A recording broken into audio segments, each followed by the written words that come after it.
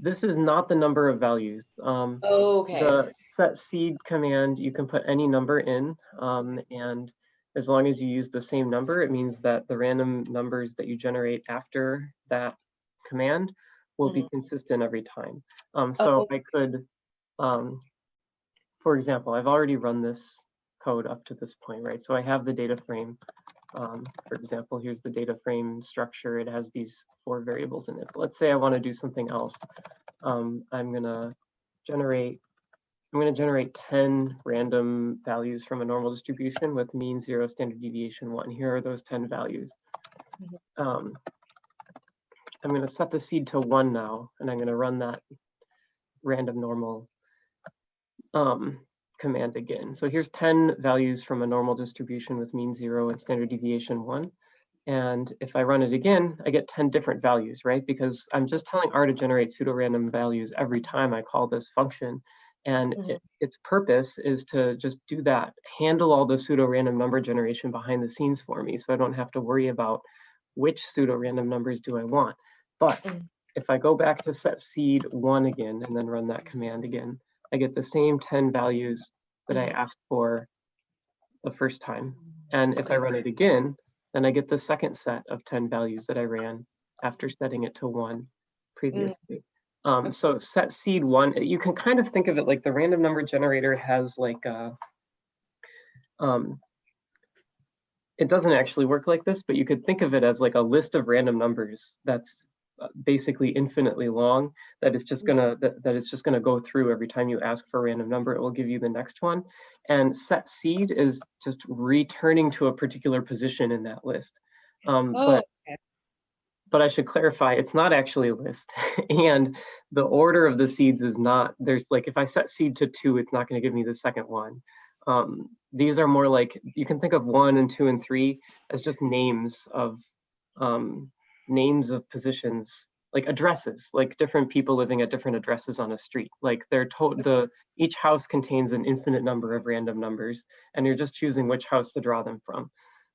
Okay, that does make sense. So when you picked 205, you did it because it aesthetically looked better on the plot you were looking at? Yep. So like an arbitrary number, but you just thought it looked better. Yeah, basically. exactly. Okay, cool. Thank you. Yeah, that makes total sense. Can you do set seed 205 again and then run that R norm code one more time? Yeah. Like this. So why is that one different than the first one, the first R norm you did? Because that was in set seed 205, right? It was in set seed 205 after I already generated all these random numbers. Well, I guess basically. Oh.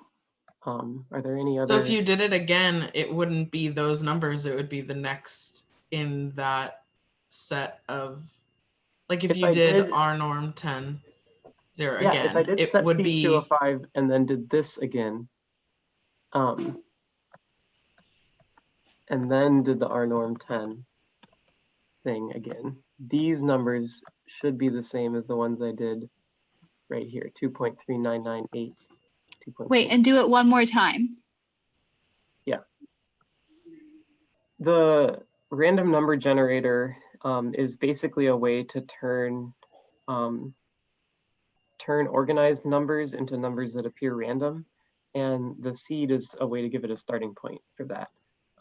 So it's not really like addresses on a street, because there's not like a database somewhere that says here are all of the random numbers that are at address 205. It's not like reading from some place where that information is stored. It has math that it plugs the 205 into and gets the answers that it Can I ask you a question? Appear random, yeah. Okay, so I know I'm not gonna go on this for too long, but okay, so if you did set seed 1 and then R norm 20, or like do set seed 1 and then do R norm 10, 0, 1 again, and then do it again, like R norm 10, 0. But then if you set seed 1 again, and then again, if set seed 1 again and then do R norm 20, 0, 1, oh, will it then be all those numbers. It'll be the numbers that were in 2 because the second time you asked for the set of numbers, it was continuing in that set seed 1. So those numbers, okay, I get it now. Yeah, these are the same as these. Allie, that was Yeah. intense. Thank you. That actually made me finally understand. Good example, Ellie. Okay. Yeah. So the random number generator, I don't actually know the details about how exactly it works in R, but I assume that behind the scenes it's generating a number that probably has a uniform distribution, and then R norm is converting it to a normal distribution. But I think it's safe to presume that R norm 1001 does that 10 times, and 2001 does it 20 times. I wouldn't have assumed that with 100% certainty, but I think the results of Allie's little experiment here suggest that it does. That it's not like generating a uniform number and like somehow obtaining 2 random normal numbers from it, for example. It probably doesn't do them in order. I mean, in terms of time, it probably does them all at the same time, but it probably does preserve the ordering so that when you run the function again, it will be in the same order if you have the same seed.